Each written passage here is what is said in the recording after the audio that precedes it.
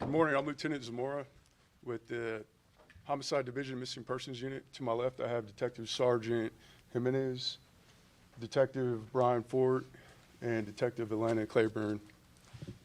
Today, we're discussing facts related to 25-year-old Rudy Farias, who was reported missing on March 7, 2015. He was 17 years old when his mother reported him missing. During the 8-year time frame where he was missing, investigators followed up on many tips, leads, collected evidence proving that Rudy was not missing during the 8-year period. Many of these facts included contacts and statements with relatives, friends, neighbors, and medical professionals. Rudy was recently identified as having previous HPD interactions, meaning that he made contact with patrol officers out on the street. However, during these contacts, fictitious names and date of births were given, misleading the officers, and Rudy would remain missing. In fact, both Janie, Rudy's mother, and Rudy himself gave fictitious names while interacting with various patrol officers. After investigators talked with him yesterday, it was discovered that Rudy returned home the following day on March 8th, 2015. The mother, Janie, continued to deceive police by remaining adamant that Rudy was still missing. She alleged her nephew was a person friends and family were seen coming and going. However, we disputed that. Currently, the DA has declined any charges at this time for making fictitious reports and failure to ID. Investigators have reached out to Adult Protective Services. HPD Victim Services has reached out. We've also connected Rudy with Victim Services to ensure that he has a method to recover. Now, based on Rudy's interview, there were no reports of sexual abuse reported. If there is a disclosure made, we will continue to investigate. Currently, the investigation is active, and there are new leads coming in. We'll continue to follow those leads. We do take all allegations seriously, and any new information or facts that we receive will be investigated. Thank you, Lieutenant. One question at a time, please. Oh, Do no. not yell them out. I'm gonna let him translate, then we're gonna do it. Okay, Thank you. Go ahead. Yeah. Thank you, Thanks. Chief. Thank you, Lieutenant. Thanks. Buenos días y gracias a todos por estar aquí. Antes de hablar sobre el caso involucrando a la persona desaparecida Rudy Farias, vamos a hablar un poquito sobre un asunto que ha aparecido en las noticias, que es referente a las cámaras montadas en el tablero de los vehículos policíacos. Queremos avisarles que de todos los vehículos que tenemos en nuestra flota, no todos necesitan una cámara montada. Muchos vehículos son usados en investigaciones, no hacen paros de detención de tráfico y esos no necesitan cámaras montadas. También si son vehículos que van a ir a asuntos comunitarios, esos vehículos no necesitan cámaras montadas. Lo que sí podemos decirles es que de los que sí necesitan cámaras montadas, el 50% de nuestros vehículos tienen esas cámaras y estamos trabajando con el alcalde que nos ha dado $2 millones para ponerle las cámaras al resto de nuestros vehículos. Aproximadamente 143 vehículos van a ser, se les va a agregar esa cámara montada y esperamos acabar con el resto de la flota cuando haya fondos necesarios. Ahora, referente al caso de Rudy Farias, voy a hablar un poco sobre lo que dijo el teniente de esta investigación. En el 2015 se reportó a este individuo como una persona desaparecida. En ese momento tenía 17 años de edad. La investigación que han conducido los detectives nos indica de que esta persona en realidad no estaba desaparecida, que hubo contactos con la policía durante estos 8 años. Desafortunadamente, cuando hubo contacto con la policía, este individuo dio otro nombre, un nombre ficticio, y por eso nunca se pudo indicar en nuestros récords, en nuestros archivos, de que esta persona que había sido reportada desaparecida había tenido contacto con la policía. Entonces, van a contestar sus preguntas. En este momento nada más quiero decirles de que cualquier necesidad que tenga Rudy se le va a dar.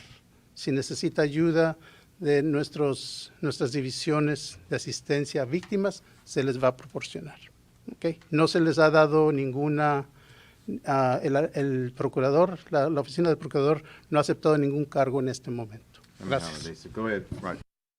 We heard from activist Quinell X, and he made some shocking allegations that he was in the room with a detective and he heard from Rudy firsthand. He said that there were sexual abuse allegations and that he was drugged by his mother. From what you just said today, are you saying that the activist was lying? Basically, what we're saying is our investigation is our investigation, and we treat it the same. We're going to, our investigators were in the room, and basically, you know, what they heard and what they interviewed, that's what we attest to in our offense reports and our investigations. And I'm not here, neither are they here, to question anybody's integrity. But our integrity with the Houston Police Department stands, and we're going to report and put in offense reports what a victim or potential victim tells us. Okay? But just to be clear, in that room, the detective did not hear anything about sexual abuse allegations. Can you just clear that up? Yeah, Sergeant Stephan Jimenez. Yes, I interviewed him, and no, there was no, you know, I'm trained to listen for probable cause. I'm trained to listen for statements that can help me get charges or move forward with a case. And no, there was no statements made during this investigation so far, no. Thank you. Next question. Go ahead, Mario. Can that be answered in Spanish, Wait a minute. please? Go ahead. I want to get We get it. clarification on this, Chief, Yeah. because there's a key word there. You Go said ahead. there was no reports of sexual abuse. Is that correct, sir, what you said? That is correct, coming from Okay. Rudy Farias. Was there any conversations about a sexual relationship between the mother and the son? So we don't release any type of information related to sexual assaults. That's just state law. I Okay. can't comment on that. Go ahead. Is Rudy a victim then in all of this, or did he and his mother work together? And I mean, he wasn't missing now. The investigation is still going on, Courtney, and I'm not going to say that he's a victim or not. I'm thinking, you know, and saying we're going to treat this just as we do with any potential victim or victim, and we're going to give respect to everybody that's involved. We're going to conduct our investigation, and we're kind of right at the beginning of it. This investigation is going to go on after this press conference. What's next? Could we see any charges? If charges are you know, appropriate, they'll see, but let us conduct the investigation. And what's next, Courtney, just as any other investigation, we're going to follow our evidence. We're going to do more interviews, and we're going to follow the evidence, and I think that's important. Go ahead. Chief, can you say, were there any signs of mental illness, that he might be mentally ill, that his mother might be mentally ill? We're not going to say that right now. Anyway, we're going to conduct the investigation. It's really too early to determine that.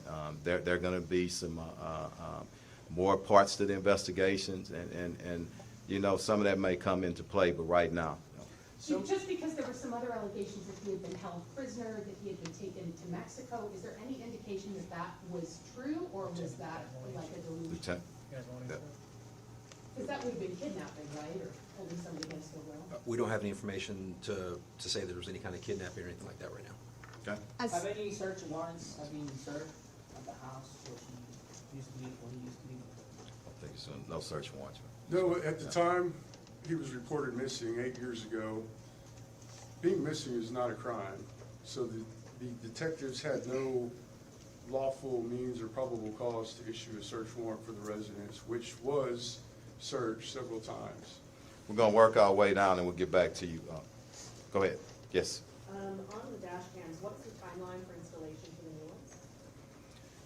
There's no permanent timeline. As you can imagine, there's a cost to it, and there are some complications. And give you one just quick thing, a challenge. 200 of our vehicles are modeled 2014. are older. That's a challenge. I'm not, you know, when we're up against a financial budget like we are, you know, you got to pick and choose, and you got to prioritize some things. So, but as quickly as funding comes in, we're going to work to getting all of our patrol vehicles and those vehicles that come into contact with the public with dash cams. But I want people to realize one thing: 100% of our officers that's out there on the streets have body-worn cameras on, 100%. And we know for a fact that if you would choose dash cams, I'd love to have both systems, okay, 100%. But once you get out that car, where most things happen in an interaction hand-to-hand, I want that body-worn camera. But as we get funding in, and as I said, the mayor is stepping up, and like he always does, but he can only do so much. This funding issue didn't start, and I'm going to say this: I stay away from politics, okay?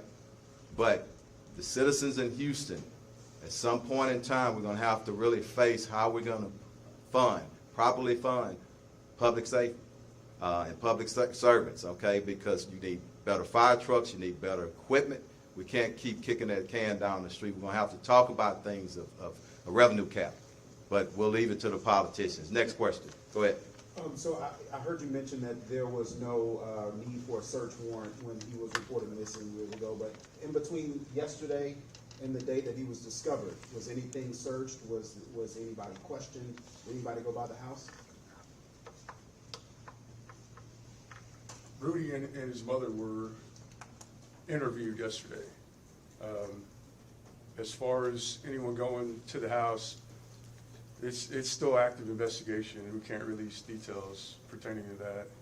Going- Also, quick clarity, was he 17 at the time that he was missing? Yes, sir, that's Yes. correct. So he's 25. He's 25 now. Yeah. Going Go ahead, on- Mario. Was I'll there- get you. Hold up. Quick Go ahead. clarity, was there a missing persons report filed by his mother at the very beginning? That was in March 7th, 2015. So there was a missing persons report that was filed, Correct. and so this is what I'm asking on this end. Could the mother be detained for filing a missing persons report and never once informing HPD that he came home? Yes, she could be reported or detained. That offense is a Class C misdemeanor, which is similar to a traffic citation. Right. You're not going to jail. Rudy Farias was found on Thursday. Your investigator spoke to him nearly a week later. Do you think it was a mistake not to speak to him sooner? You said yourself the DA has not accepted charges. That's a week where evidence could be destroyed. What's your response to that? So it's procedure for the investigation to go through a channel, and when it reaches us, we review it. There was no urgency to investigate a recovered or found person. And I say that because patrol officers made contact with him. They ensured that he was safe. They contacted HFD to make sure that he didn't need medical treatment, and he was cleared on scene by HFD. He refused transportation to the hospital. His mother took him to the hospital later on that evening. What the lieutenant said, I think, is important.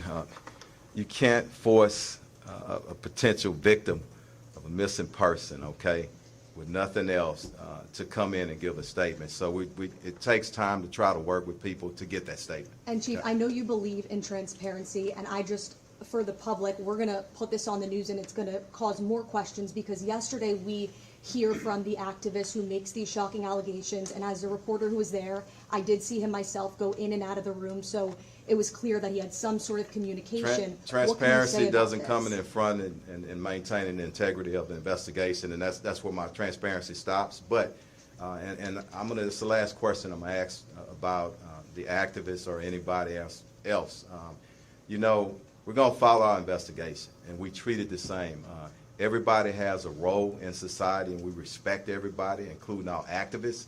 But the integrity of the investigation is number one, and we're going to maintain that. Him okay? going inside that room, did that jeopardize the investigation by allowing him I don't inside think that so. room? Go ahead.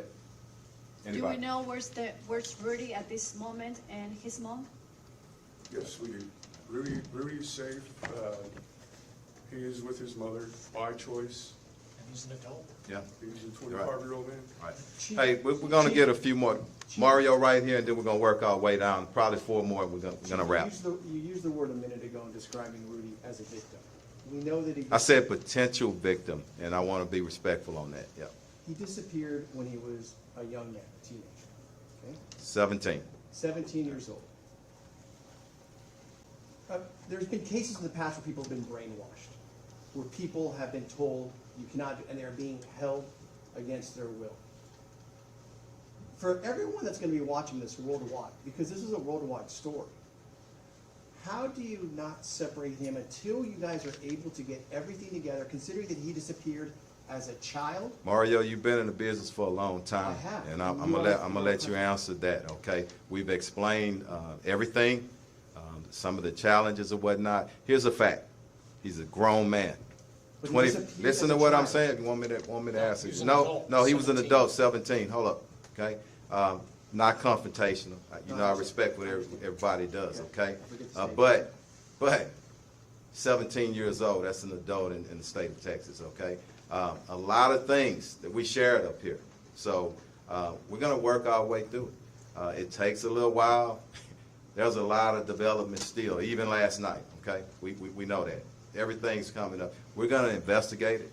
The integrity is going to stay in place. We're going to treat him the same as any other person that comes through that we're conducting an investigation on. I'm done with that part. You Go said ahead, Courtney. officers. Detective, what's the, this might be a better question for the Go ahead. detective, I don't know. Okay. Anybody? What's the reason then, what can you tell us about why Rudy and his mother then allegedly lied for 8 years and said he was missing when he clearly wasn't? I can answer that though. I mean, to Yeah, protect. what's the We reason? can't predict motivation or whatnot. We No, can just because I try. think they Yeah. offered during Right. their interview Yeah. that they said, why go on living this life? But you know, during the interview and the particulars of it, it's active investigation. Right, We but you respect can't that. give us anything. Okay. Yeah. Next question. Yeah. Yeah, I mean, an 8-year investigation like that, how many resources does it take out? We wasn't just doing 8 years total investigation, okay? So it went dormant for a little bit, but the case was still open, okay? And I want to say this: until we find people, until we clear it, that's when it should be cleared. But if your question is, we expended some resources, absolutely, yes. You said that with the dashboard cameras, the age of some of the vehicles presents a challenge to installation. Is that what you meant? I'm trying to clarify. No, you're prioritizing, okay? We're in a budget that there are challenges, okay? And what I've presented, and we'll side note this, okay, because it takes a little while to explain it. When you have challenges, people look at a $1 billion budget, okay? And everybody just, oh my God, HPD has a lot of money. 92% of that goes to salary and benefits, so it's not a whole lot of money. We have to pay our people, and we have to be competitive.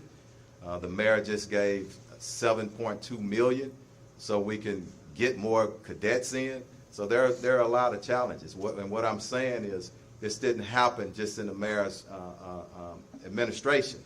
For years, you need so much amount, 14 million. I always talk about that to properly replace vehicles in our fleet. But some years when things are just, you got a lot of stuff going on. Okay, when you don't get that, it kicks it back and it makes it worse. We have an aging fleet. 50% of our vehicles, or a little bit more, are beyond the replacement life, and that's patrol vehicles, 100,000 miles, 5 years. Unmarked vehicles, 120,000 miles, 7 years, okay? So we have a very aging fleet and a lot of other problems. So we'll prioritize, and we're going to get there where we need to. But outside state, go ahead. I just want to clarify, so then, Yes. because I know you said it's an ongoing investigation, but can you say whether that they did some sort of explanations to why they did this? Or No. you can't say it all? Or? No, You we're said not going to patrol say units anything. made Let me contact get you, with and then Rudy. I'm going to get you. You're going to be the last one. Go ahead. So, I know that, why were HPD officers at the home this morning? And also, I know family members are concerned for Rudy's safety. Is there no concerns as far as the You investigation? guys want to talk about that call for service? We can. It's a call for service. There was a burglary report last night at the house. Patrol responded, and we were alerted because it was a house of note, and it's been part of the investigation, and that is also now part of our investigation, what happened last night. And it's still You going. said in the beginning of this Thank you. press conference that Rudy has made contact with patrol units at some point. Can you explain what that was, and does he face any charges for saying that he had false names? So it is a criminal offense to give false names when you're detained under arrest or you're making a valid police report. There was an instance where he did that, him and his mother. At this time, though, the district attorney has declined to accept charges on that until our entire investigation has been So you completed. tried to charge him as well? The facts were presented to the district Good. attorney. Mario, we're gonna end it, okay? Can Go you ahead. say what that contact was quickly, though, with him? You said patrol units. Was it like he was stopped in his car? Can you just Well, tell us? I was gonna ask specifically, did HPD ever go to his home and with his mother, and were any fictitious names given at the home? Investigators did go out to the home multiple times. They talked to various family members, relatives, friends, neighbors, and yes, they were given a fictitious name. So was there contact made with Rudy at his home? Let me close with this one thing, okay? That answer, Chief? Let me close with this, Mario. Look, we've been open as we can. It's not our first investigation, and everybody here understands what I'm saying about the integrity investigation. This is where we're going to end. We wanted to get up before a lot because this has come as not only a local, but a national, in some cases international, okay, because of everything that's going on. But it ends today, not our investigation, but as we get more information and when it's appropriate, we'll send out information, okay? So I want to thank everybody. I want to thank you for your patience, and thank y'all for what you do every day. Rudy's Yeah. father, did you know Rudy's father when you were on the? That's it.